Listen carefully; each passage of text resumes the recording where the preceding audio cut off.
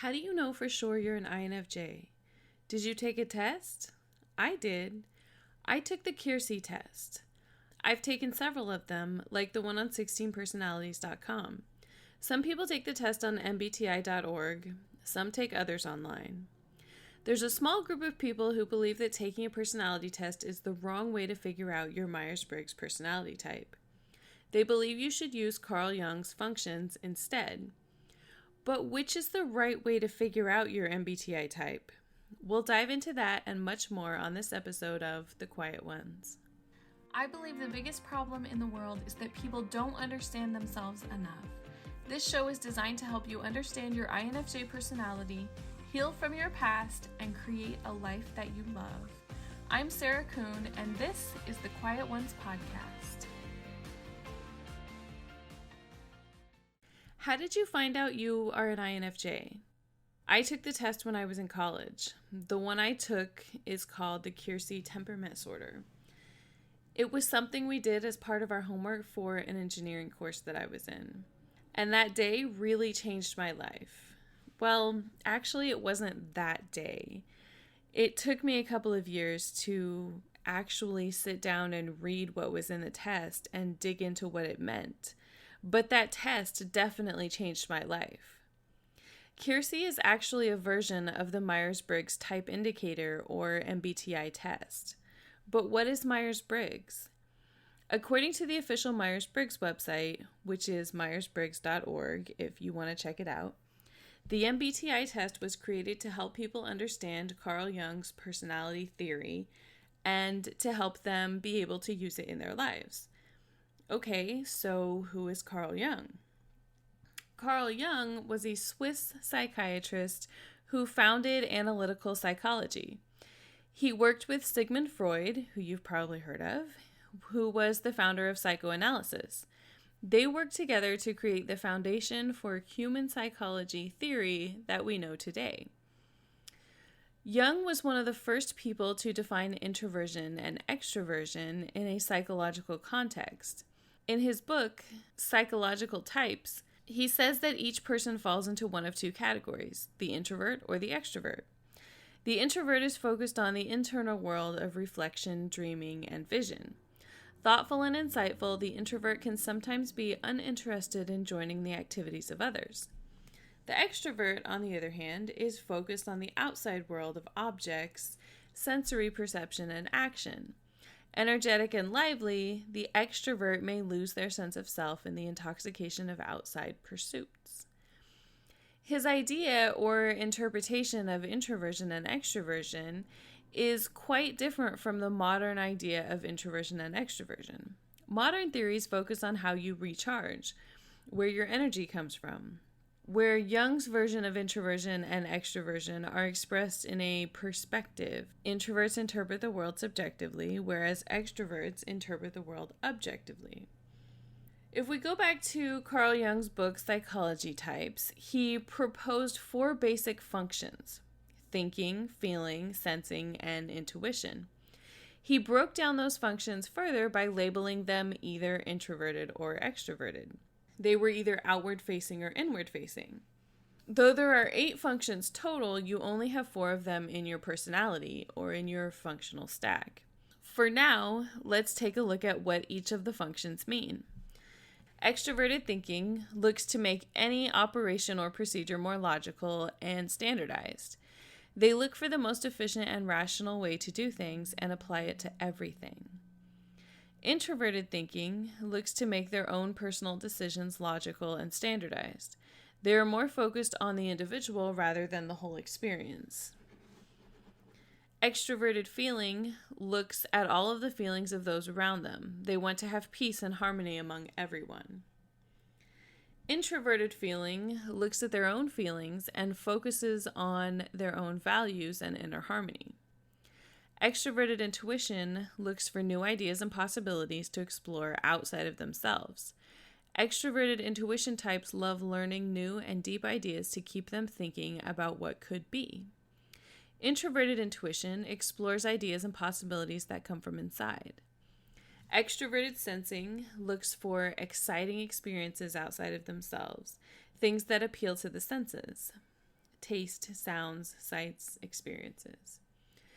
Introverted sensing relies on their own past experience that they know is tried and true. They don't like new experiences, but would rather go with what they already know works. Okay, so with all this information, how does it apply to INFJs? So like I mentioned earlier, you don't really experience all of these functions. You have 4 in your functional stack, but you really only connect with 2 of them very deeply. This stack is determined by your personality type. For INFJs, our functional stack looks like this. Our dominant function is introverted intuition. Our auxiliary function is extroverted feeling. Our tertiary function is introverted thinking, and our inferior function is extroverted sensing. We're mainly focused on exploring ideas and possibilities that come from our own mind and looking at the feelings of those around us. If this sounds a bit complicated, it is. That's where Myers-Briggs comes in. So let's dive into Myers-Briggs a little bit more. Isabel Briggs Myers and her mother, Catherine Briggs, developed the MBTI test to help ordinary people understand themselves and others better. Catherine was a personality enthusiast who developed her own personality theory by observing people and how they were different. She later read Carl Jung's book and wanted to help others understand it. Catherine and Isabel saw how useful personality types can be, so they decided to develop their own personality type test during World War II. Their main goal with this test was to help women who were entering the workforce for the first time decide what type of work would be most comfortable and effective for them. They took Carl Jung's theory of personality and broke it down into basic preferences so it was easy to understand. How does MBTI work? Well, MBTI types people with preferences, which are the 4 letters that people use. You're either an introvert or an extrovert, meaning you either recharge by being alone or by being around other people. You're either intuitive or you're sensing.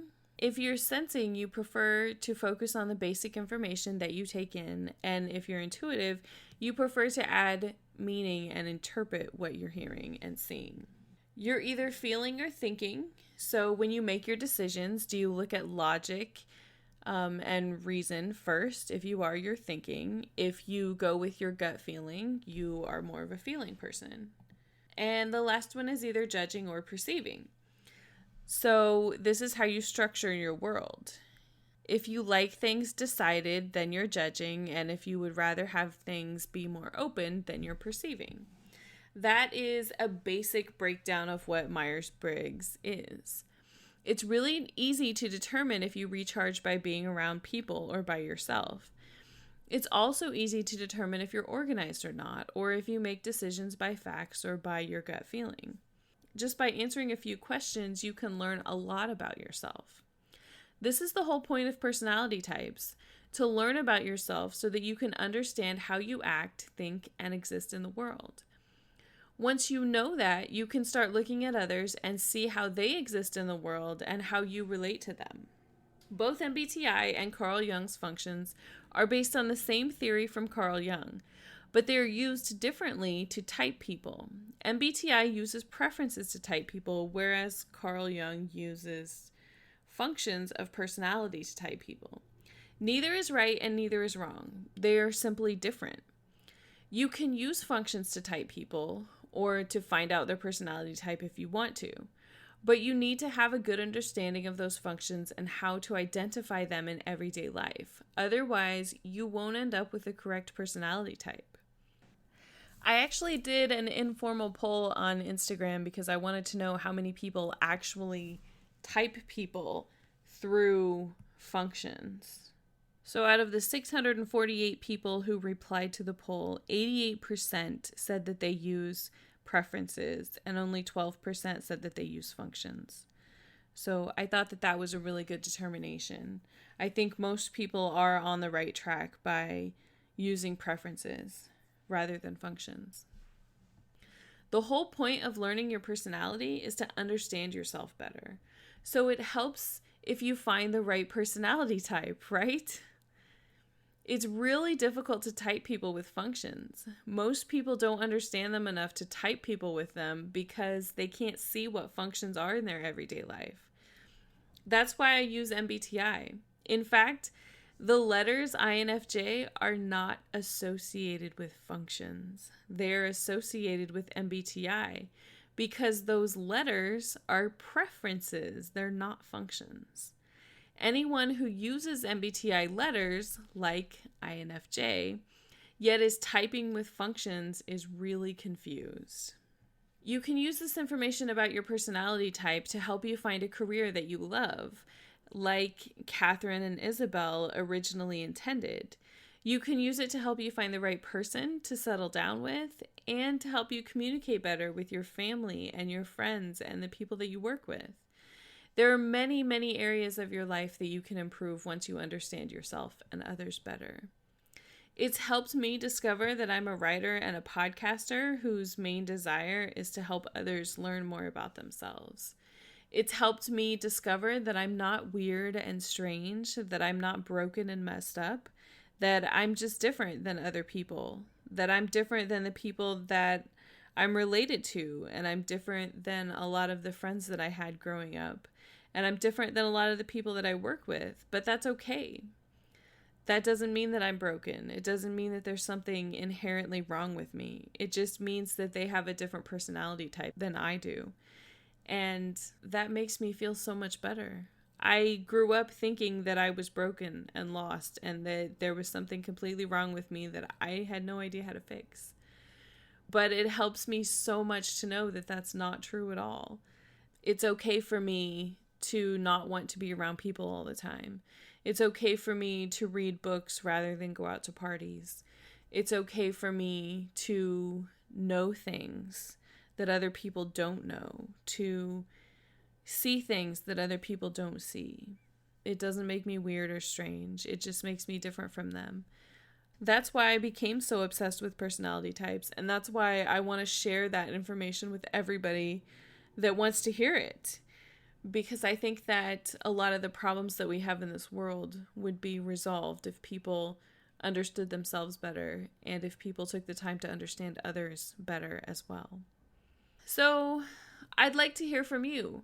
When you found out your personality type, how did it help you? You can tell me in the comments here. You can send me a message on Instagram. I would really like to hear about it. I know that it helps a lot of people in a lot of ways. All right, so let's get to the Q&A section. Every week on Thursday at noon Eastern Time, I answer questions on Instagram Live. Make sure that you join us on Instagram, which is at INFJWoman, so that you can get all of your questions answered as well. Hi there! Thank you, everyone, for joining me today. I'm so excited. I know it's been a long time since I've done an Instagram Live. I can't even remember the last time I did it. It has definitely been a hot minute. All right, so I have some questions that were sent to me that we're going to dive into. Well, first of all, I guess I should say, I'm going to try and do weekly Q&As. I say try because I always have a really good intention of doing weekly Q&As because I want to add them to my podcast, but there's always something that comes up. Like today, we're super late because I had several meetings at work and every single one of them ran late. So, of course that's how it goes. And a lot of people send me questions all the time, whether it's through email or direct messages or comments. So I really want to serve you guys a lot better and answer those questions and include them in my podcast because I know that a lot of people have the same questions, right? So it just makes sense to include them. So anyway, I'll try to post about it in my stories every week. And we'll get some of your questions answered. Okay, so the first one that was sent to me says, I'm an INFJ myself and I can't keep the conversation going. The longer it gets, the more awkward it becomes. When I read your question, I relate to it so much honestly. I've done this so many times. I feel so much pressure when I'm talking to people to keep the conversation going. Um, I do it a lot, especially because I just started this new job, which I'm going to talk about on my podcast quite a bit. And in that job, I have to be on meetings all the time that are generally video calls. And I have to talk to a lot of people that I don't know. And so I feel like there's a lot of pressure for me um, to carry on conversations. And a lot of it ends up being small talk type things. Even just like when you're starting a meeting, there's a lot of like, hey, how are you? You know, how was your weekend? What are you doing for the holidays? That kind of stuff. And that's the kind of conversation that I really hate, especially when I'm at work, because I'm more of a, hey, where's that thing I need type of person. Um, but I do feel a lot of pressure um to figure out how to make everybody else comfortable, basically, because I can feel if they're uncomfortable, and if they're uncomfortable, then I'm uncomfortable, and I feel like it's not okay for me to be uncomfortable and for them to be uncomfortable, especially if I'm uncomfortable because they're uncomfortable. And it's just like this weird dance that I do in my head that for some reason I take full responsibility for an awkward conversation, which really shouldn't be the case, right? It shouldn't be one person's responsibility to carry on the conversation. Of course, you want to, and if you do want to take responsibility for it, then you can. And there are things that you can do to learn how to be more. I don't know. I guess the right word is charismatic. And I say that because I ran across these videos on YouTube that I've been watching with my niece just because they're really interesting and entertaining. And they have great titles too. But the channel is called Charisma University. And they talk about things like this, like learning how to deal with awkward conversations, you know, learning how to keep the flow of conversation going. And I think that a lot of people think that that's just a natural thing that people do, right? And maybe it is natural for some people, but it's not natural for everybody. And I don't think that there's anything wrong with saying it's like I'm not naturally good at that, and that's fine. I think that's totally fine. And if you want to spend more time diving into that, I mean, that's where I would start. Their videos are awesome. I've learned a lot from them. And by the way, this is by no means sponsored whatsoever. Nobody's giving me money for that, for saying that. Okay, next question. How do I stop being a savior and let people experience natural consequences? This is also something that I've experienced a lot too. I heard somebody say one time, I forget the exact phrase, but basically it's you have to let people experience the reality of their own behavior. And it's really, really difficult. My niece came to live with me in April of this year. She was 18 and she just turned 19. And there's a lot of decisions that she's making that I made when I was her age that I know were massive mistakes for me. And it's really, really difficult for me to sit back and let her experience the reality of her decisions. Right? So I'll give you an example. When I was, I forget, I was probably 18, 19, 20, somewhere in there. I had this car that I really liked. It was a 1999 Toyota Corolla, and it was like this purplish blue color that was metallic, and it was just really pretty. And my car payments were $125 a month. I wish I could go back to that. That was so awesome. But I paid it off. And I was so happy to have paid it off that the first thing that I did was go out and buy a different car. And I bought I think it was a 2001 RAV4 that was black, and it had like really dark black tinted windows, and it had leather seats, but they weren't like real leather, they were like fake leather. And so of course what happened very quickly was that leather started to crack, and it bothered me because I didn't like that. And I couldn't replace it, right?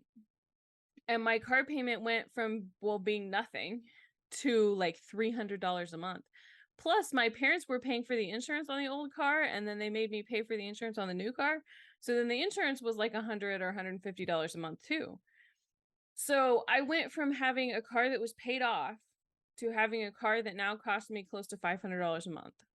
Plus, the gas that I had to buy for the RAV4 was way more expensive than the Corolla. So what ended up happening was I traded that car for a different one that also had a high payment on it. Well, and high, I mean, I say high for me because I wasn't making hardly any money back then. So I was trying to tell my niece, because she has a car right now that's paid off and she doesn't like it. She hates it. And I was trying to tell her, do not trade your car in. Like, you don't want a car payment. Believe me, you don't want a car payment.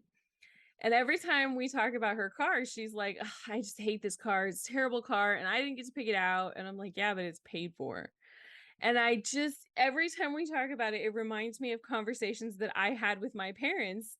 And they were like, don't buy another car. And I was like, but I just really want something that's nicer. And for some reason, the paint on the front of my Corolla was chipping, and that was the only thing that I could think about. Like, there was nothing else about that car that I focused on. It was just the paint that bothered me.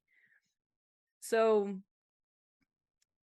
I mean, I see my niece thinking about these things, and I try to tell her everything that I can to help her make a good decision. And I want to say a good decision because I don't know what the right decision is, right? The decision that I made was not the best decision for me. Was it the wrong decision? I don't know. Right now, I feel like it was the wrong decision. But that doesn't necessarily mean that there is a right or a wrong decision, because that's part of being an adult, right? Is you just have to make a decision and live with it. So, I mean, from that perspective, there is no right or wrong decision. You just have to pick something. But basically, it is really difficult to give people the reality of their own behavior. It really is. But I have come to the conclusion that she's not going to learn unless I let her experience these things. And even though it's really painful, and it's even more painful for me than I know that it is for her to have to experience these things, because these are the same things that I went through and I know how painful they are. But it's like torture for me watching her deal with these things. And then hearing, like, her car isn't the only thing. There's tons of things that come up all the time. But trying to coach her through the decision and then hearing about how she's feeling afterwards and how she has to deal with the new responsibility that she has, or, you know, the reality of the decision, it's painful. And it's really difficult not to say, well, I told you so, right? But that doesn't help anybody, so there's no point in saying that. But it is really, really painful for sure. Okay, so the next question is, do you experience being labeled, and what do you do about it? Of course. Of course I experience being labeled. Everybody does. People attack me a lot because my blog is about INFJs, my Instagram is about INFJs, and so people are like, well, saying INFJ, that's a label. To me, it's not a label.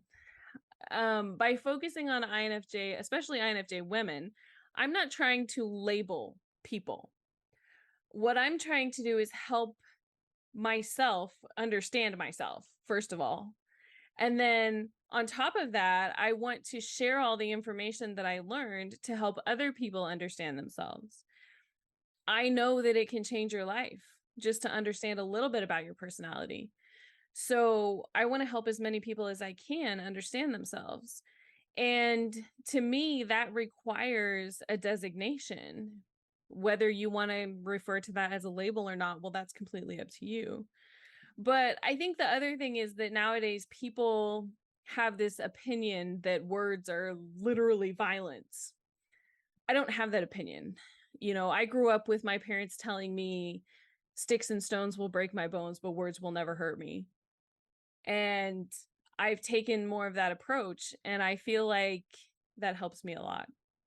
And I'll give you a really good example of that. So there's this group of people who I assume are young people. And I've seen that on some of their Instagram profiles.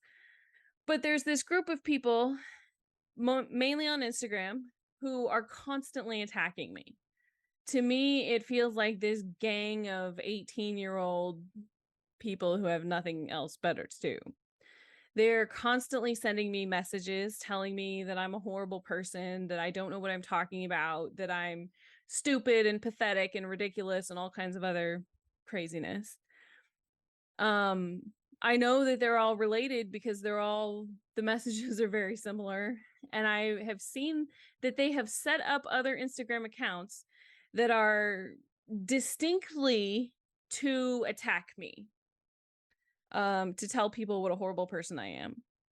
I know that they somehow created bots or unleashed them on my account at one point.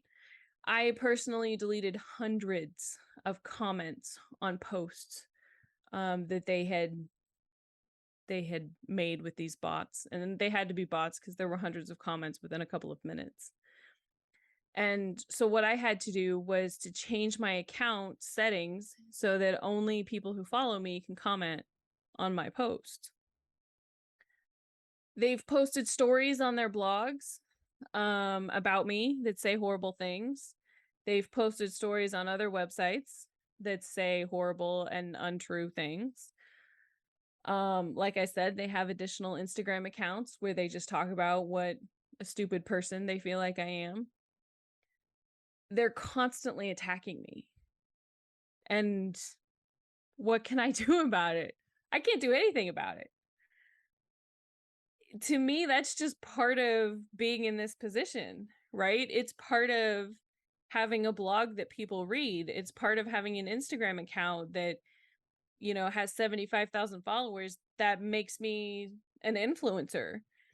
And in that position, you're going to have people who are attacking you simply because they exist, you know? There's nothing I can do about it. I can sit here and complain about them labeling me as stupid or labeling me as a different personality type because that's what they've decided that I am. Or I can ignore them. And that's what I've chosen to do is, for the most part, I ignore them because I don't care what they think. Their opinion of me is none of my business. I can't change their opinion, and I don't really want to. I don't want to argue with people who have decided that they know what they're talking about. They don't have an open mind. They're not interested in discussing what they feel like is an issue. So all I can do is block them out. I block them from my Instagram account. I block them from my community that's on my website. I block them from my website. I protect my account and I protect my followers, the people who I care about and the people who genuinely want to learn. And that's all I can do. I'm not going to let anybody else bother me. I don't care what labels they place on me. I don't care what they say about me. I have control over who I am and what my life looks like. And that's all that matters. Nobody else's opinion of me, I'm not concerned about it. Especially people that I don't know. Especially people who don't know me. They don't know anything about me. All they know is what they've seen on my Instagram account. And because my Instagram account says INFJ woman, they're offended. That's not my problem that they're offended. You can choose to be offended. You can choose to be offended about anything, or you can choose to not be offended. And, that's a choice. And I'm choosing to not let them bother me. I'm choosing to not even think about them. I delete their messages, I block them, and I move on. That's all I can do. Okay, so the last question says, how do I make people understand me? Well, here's the simple answer, and I know that this is going to be really frustrating. You can't. There's nothing that you can do to make people understand you. The best thing that you can do is to strive to understand yourself. Most people do not understand themselves. They don't understand their own personality. They don't understand why they do the things that they do. They just keep doing the things that they do. You can try to understand yourself. You can try Once you understand yourself, then you can try to understand other people. It's relatively easy to figure out somebody else's personality type, especially if you know them really well. And once you figure out their personality type, then you'll learn a lot more about them. Um, and then maybe the situation will change where you can understand more of where they're coming from. But that's really all that you can do, honestly. All right, that's all we have for today. Thank you so much for listening. Make sure that you come back next week.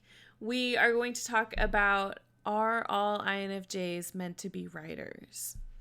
Thank you again for listening, and I will see you again next week.